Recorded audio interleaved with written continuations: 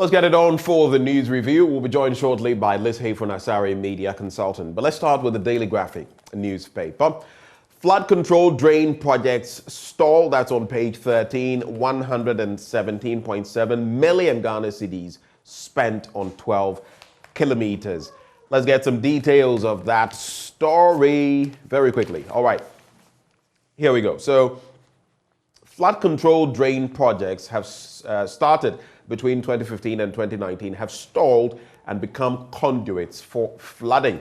A special audit conducted by the Auditor General's Department on the Drains indicates that the Hydrological Services Department, that's the HSD of the Ministry of Works and Housing, invested over 117.7 million within the 5 years to construct 110 kilometers of drains to tackle flooding.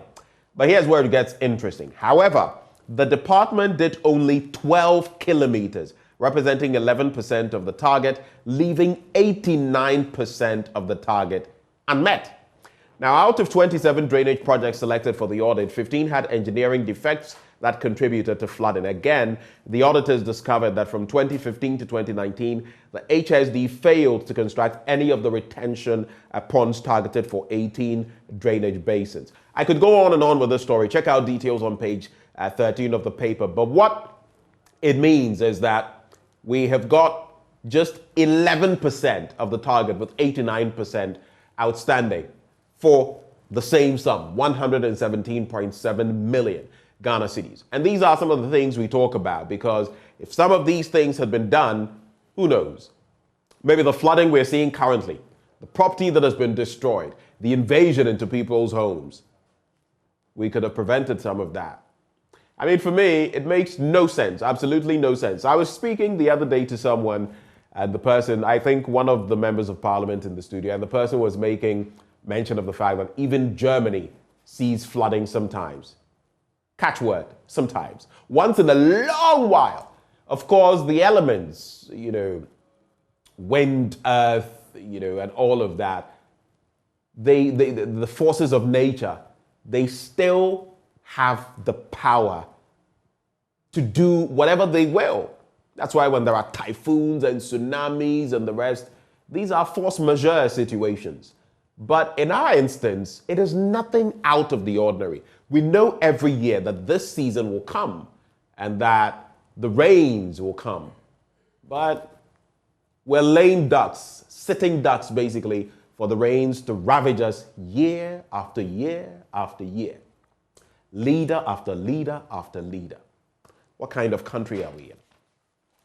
Anyway, so according to statistics at the National Disaster Management Organization, 510 people perished in 1,446 flood occurrences between 2015 and 2020. That is giving some perspective to this matter.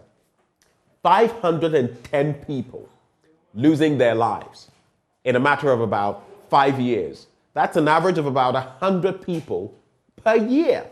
We're losing about 100 people per year because of our own negligence, and in part, the ineptitude of leadership. Let's get into other stories. Komenda Sugar Factory to refine raw sugar. Arrangements concluded for molasses import. Another one that always gets me smiling.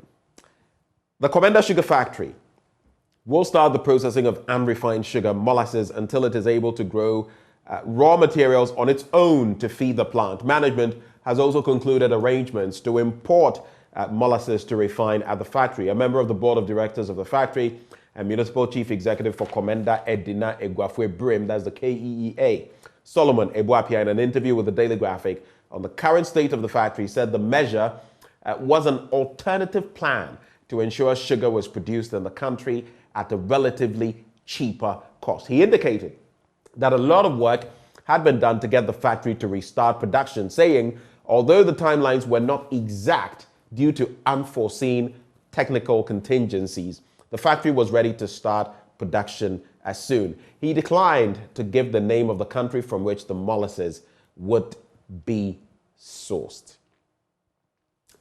Need I say anything on this one? I see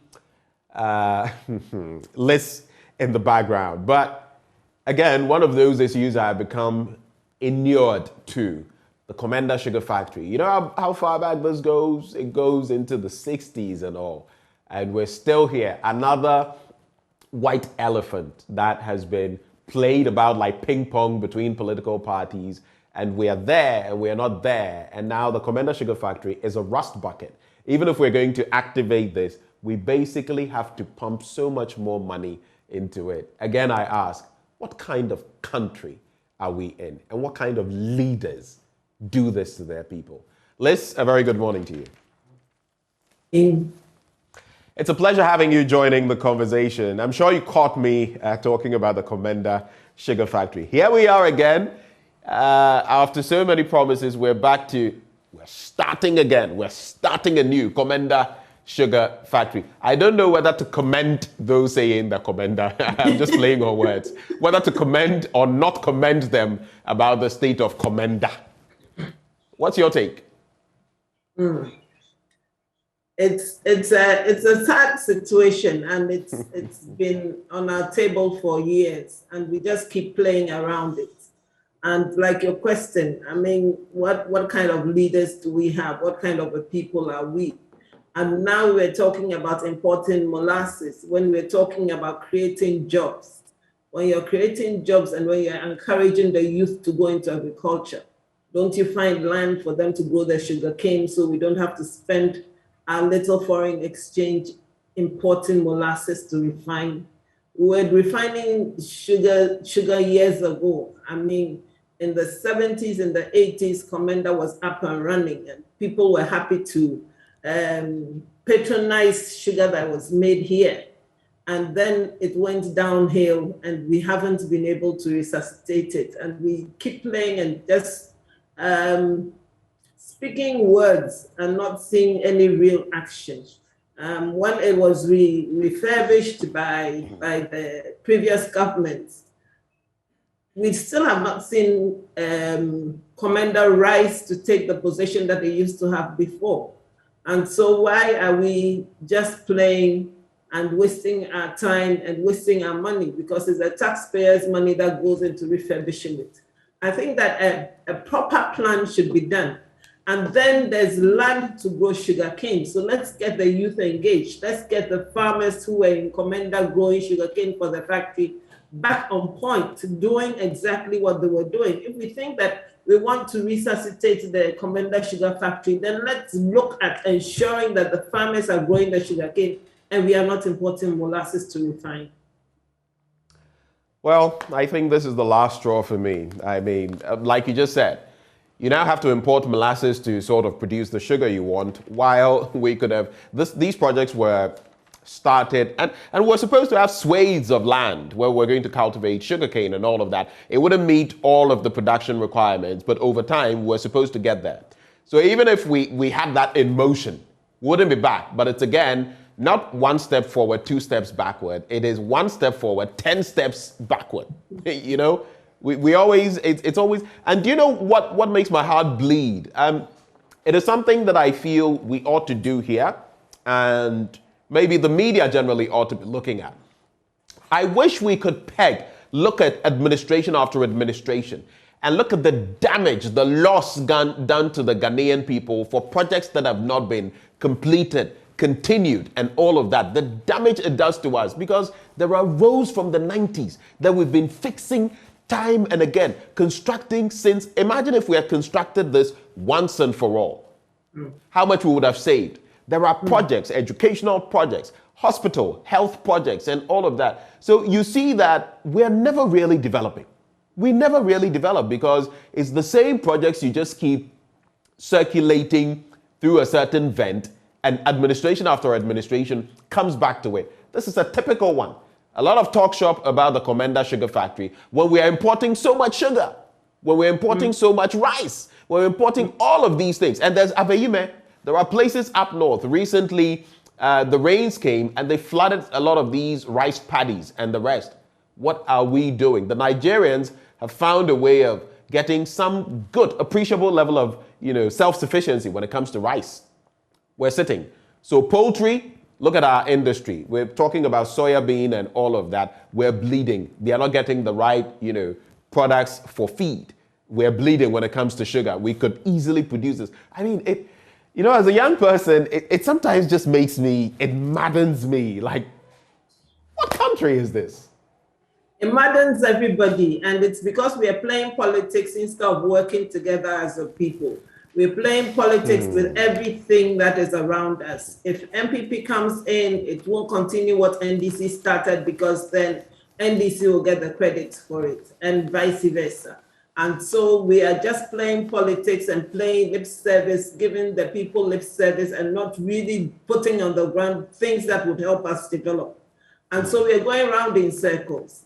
And when I hear that one president has done better than the other, I begin to question. I'm like, what did they do? What did they do to improve us? What have they done to improve us? If you provide hospitals and you're not making sure that your people are not filling the hospitals, then I ask, why are you producing the hospitals? I mean, there are things that you should do that will keep your people out of the hospitals. Have that been done?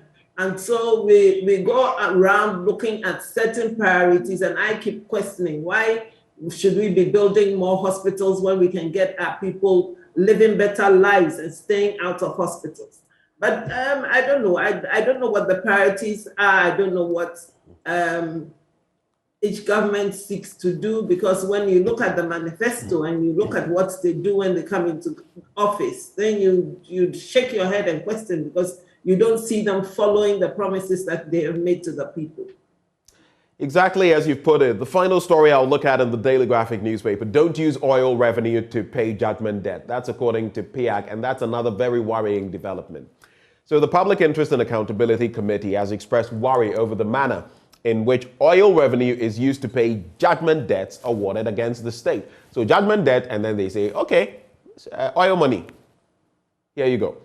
So describing the development as unacceptable, the committee said a report from the Ministry of Finance in 2021 indicated that oil revenue was used to pay judgment debts amounting to 12 million Ghana cedis in various sectors, including roads and railways. Now, the concern was raised by the chairman of the Public Accounts Subcommittee of PIAC, Eric Defo, in an interview with the Daily Graphic on the sidelines of the committee's engagements with editors of the media.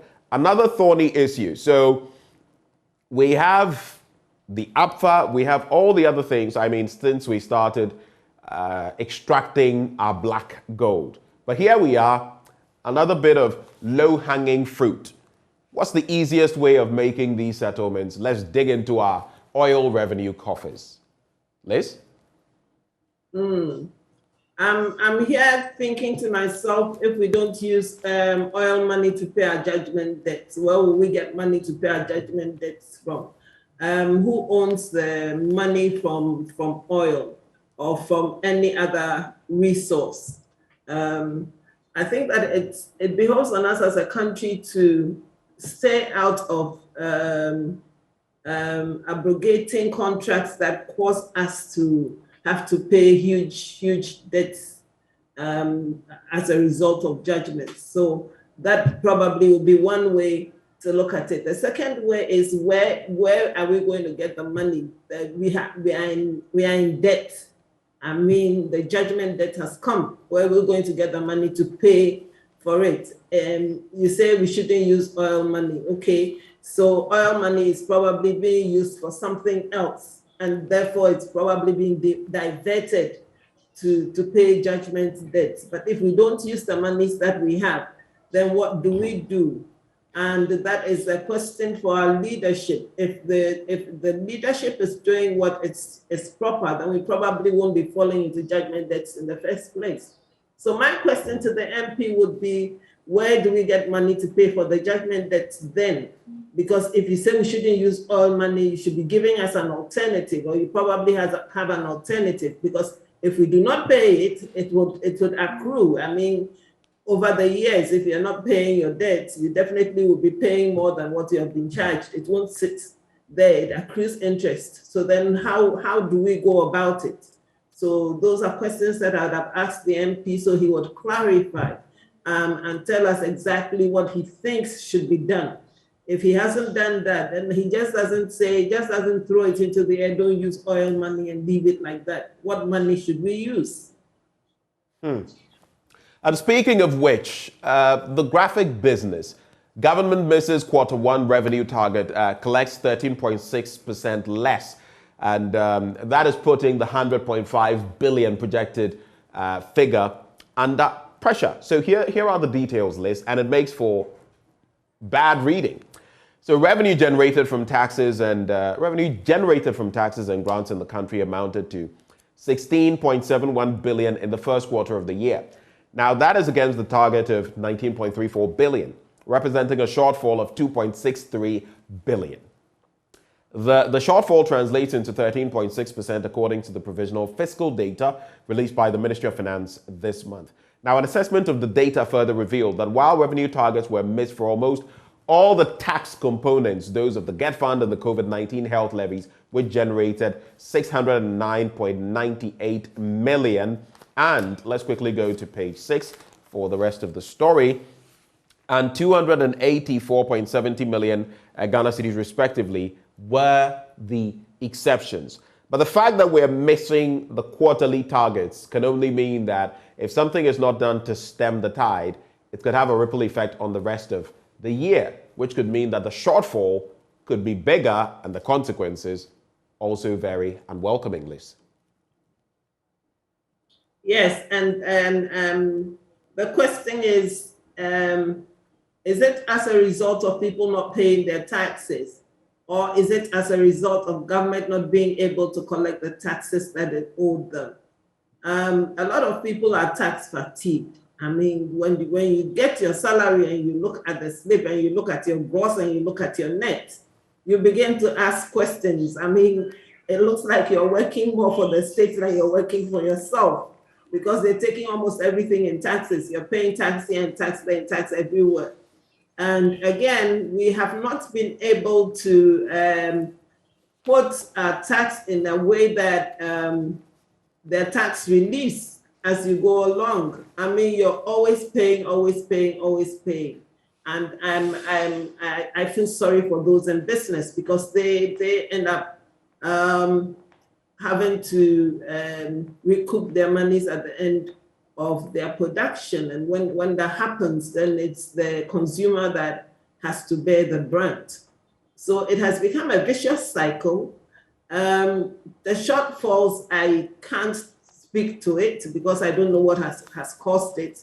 And I keep saying that throwing figures at us and telling us that this is what is, without explaining to us how you have come about that, does not help us any, because if you're not doing your work well and therefore you're not being able to collect the taxes, why should I be the one to feel bad about it? And so everybody should be up and doing. Again, we keep talking about the informal sector and the fact that we need to collect taxes from the informal sector and it has to be properly structured. Has that been done? If it hasn't been done, then why do we keep throwing figures out there and leaving the people? When you throw the figures at me, I probably would go and question and find out certain things. But what about the people who would not go out to look for reasons? And if there are reasons why our taxes are not being collected and why we are not hitting our targets, who better to remedy that than those who are collecting the taxes? So if you come and tell me there's a shortfall, what do they want me to do? I mean, you are not doing your work well if there's a shortfall. If you think that you're supposed to be collecting a certain amount of tax and you're not hitting that target, who is to blame for it? Well, a whole lot to digest on this bit when it comes to taxes, especially when you consider that, I don't know, some of us are curious sometimes when you purchase anything at a restaurant, wherever it is, you take a look at your tax bill, basically what you're paying, the tax component of it. For example, the tourism levy. If you paid attention, you would realize just how much you're paying. You're paying for this, you're paying for that, you're paying for streetlights, you're paying for national health and all of those components. And I find it interesting when sometimes we say we don't pay a lot of tax in Ghana. We actually do. We do. If you look to our tax, you look at our tax to GDP, we're even hovering around what a country like Germany is doing. Actually, come to think of it.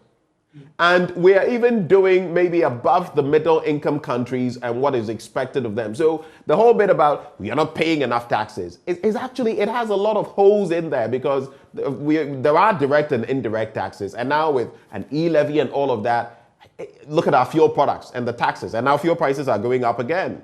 So I don't know. But in this instance, the tax specialist at Oxfam in Ghana, Dr. Ampabing, said, while it was tempting to shift the blame of the delay in the passage of the e-levy, that is to that, this was not entirely correct because apart from COVID-19, health, levy, and get fund, none of the tax handles had met its target. So this seems to be a general problem, a snag that has been encountered. Then for me again, it becomes a problem when you look at the taxes that you pay. And if you look at the bills and you look at water and you look at electricity, and you're paying to make sure that those in the rural areas get those basic facilities and they don't have it, then the question is, so where does all the tax money go? Because you pay for street lights, you pay for rural electrification, you're paying for water taxes for rural areas, and they don't have those facilities. So what is government doing with the money? Why are we shooting ourselves in the foot, collecting monies and not providing the facilities for those less privileged? Tied to that, Bank of Ghana prescribes antidote to surging debt. We're going to be getting into some details on that as we get into our first big story for the day, as we look at our debt accumulation, as we look at our debt to GDP, and as we look at the projections from the IMF, the World Bank, and how we can basically bring ourselves up out of this hole, if possible. There's also this one in the Economy Times: fiscal deficit worsens by 0.3% of GDP, tied to the story I was doing earlier from the graphic business. And domestic debt hits 38% of projected GDP. You would think there was some sort of telepathy between our planning and the newspapers, but all of these things they reflect this morning are matters we're going to be discussing as we engage our crack team of economists on the first leg of our big stories. Again, Bank of Ghana is misdiagnosing the inflation problem. That's according to Professor Gachi. Let me just give you snippets of that. An economist at the University of Cape Coast has taken a swipe at the Bank of Ghana's decision to increase the policy rate by 200 basis points to 19%. The economist opined that the central bank may be just misdiagnosing the problem. He said the increase in the Bank of Ghana policy rate is in response to risk to the economy, high inflation, weak financial intermediation, and fiscal stress, which is expected to trigger lending rate hikes. And we all know what that will mean in about 2 to 3 months. Those are his projections. Well, when we engage the other economists this morning, we'll find out whether they concur. But this one, another major issue. Ghanaian Times newspaper at Kwame Nkrumah interchange. And I'm sure you've spotted them time without number. Junkies, beggars, filth take over as city authorities seem helpless. Yeah, so I think we should address this major one in the Ghanaian Times newspaper. The details of the story are on page 18, but I don't think I need to expatiate too much. You've seen a time without number. What is your reflection? I have, and I keep saying that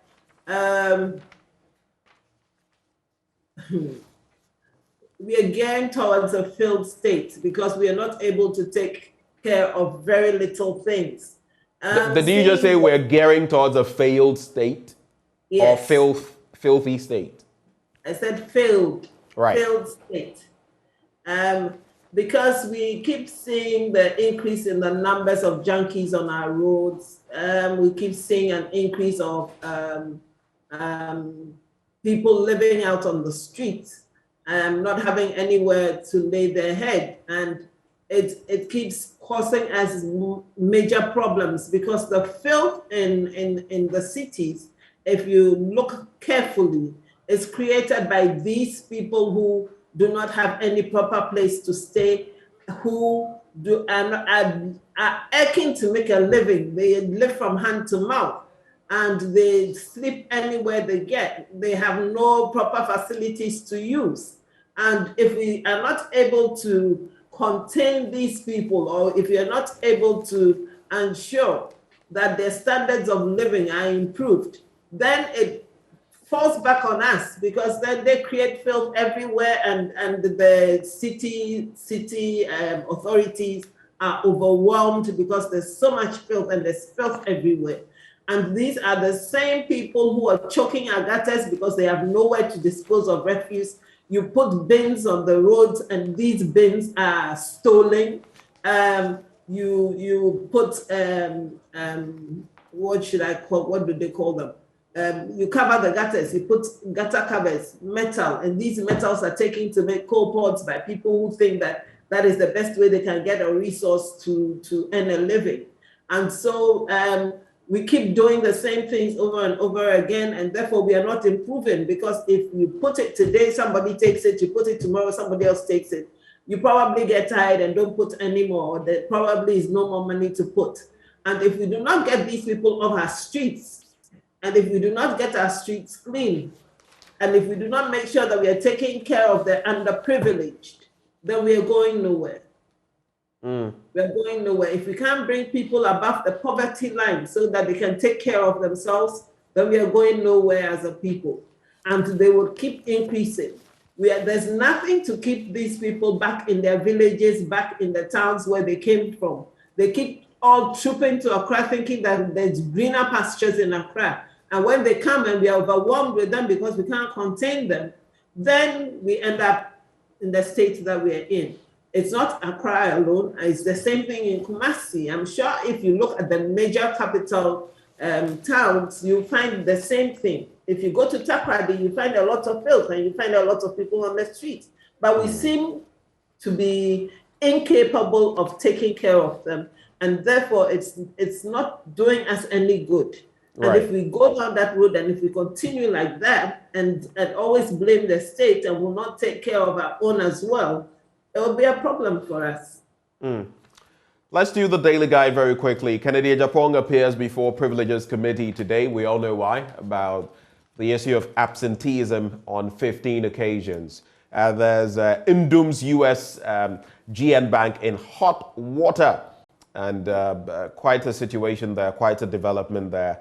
Not the best of times for the businessman.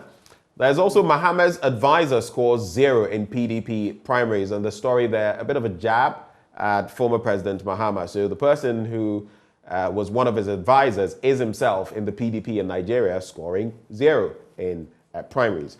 Robbers raid mining site, killed 2, and Opuni third witness accused of deceit. When you look at other stories in the paper, French journalist killed in Ukraine, and Nancy Pelosi's husband, imagine that, arrested for drink driving. When you go to the middle spread of the paper, U.S. actor Ray Liotta dies at 67, and I'm happy Ghana was showcased at Cannes Festival. Amate Ama says so. 5th bookworm reading show ends in style. And reading, another problematic area for Ghanaian children.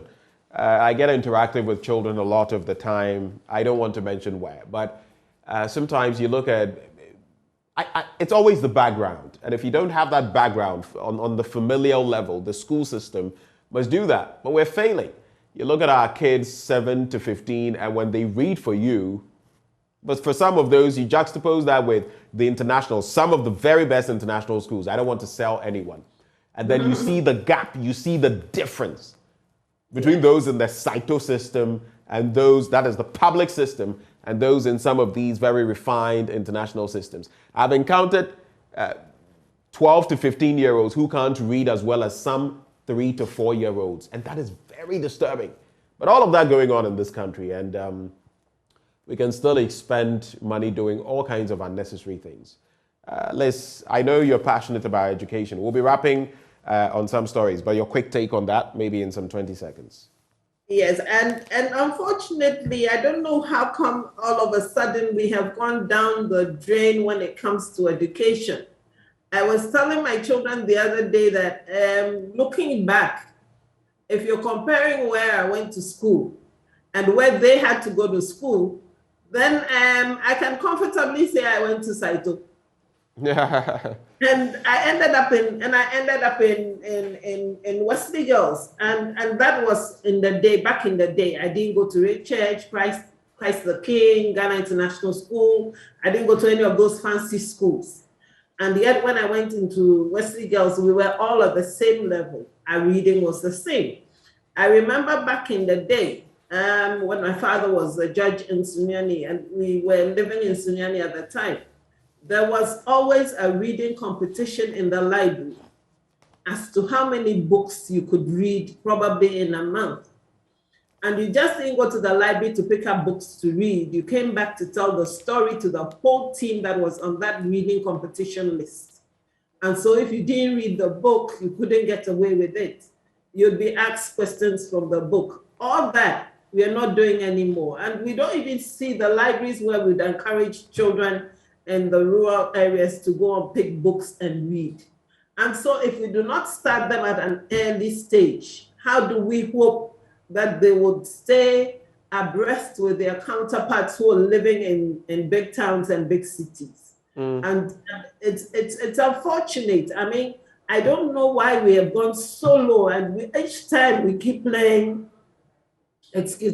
each time we keep playing politics with education. And sad, isn't it? Really? Very sad. And so it does not go well for us, because one party comes in and thinks that one system is better than the other. The other comes and says, no, that's not the system we would push. We'll push something else.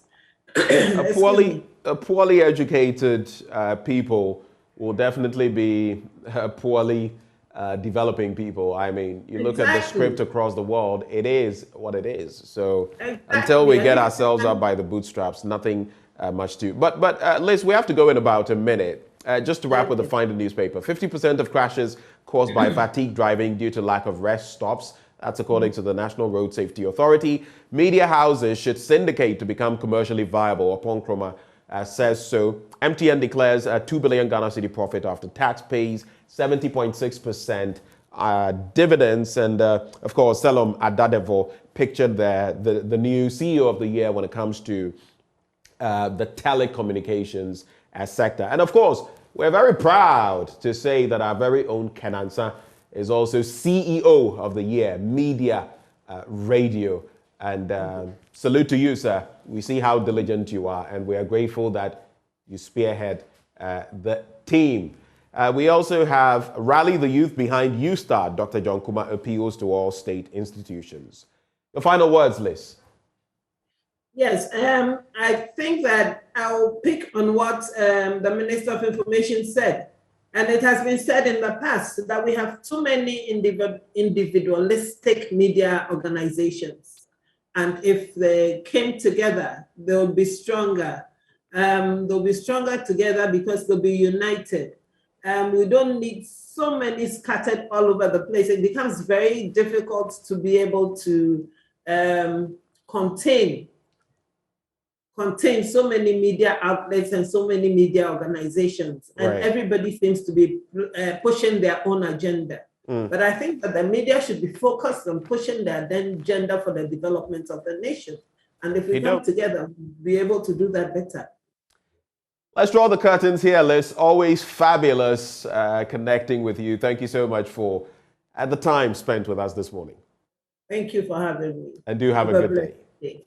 All right, thank you too. That's how we draw the curtains on the news review. Up next, we serve you sports, but don't you forget, when we get into our big stories after sports, we're looking at the economic situation, our debt to GDP, among others. And on the second belt, we're looking at smuggling of a crucial commodity, soya beans. Stay with us. Sports up next.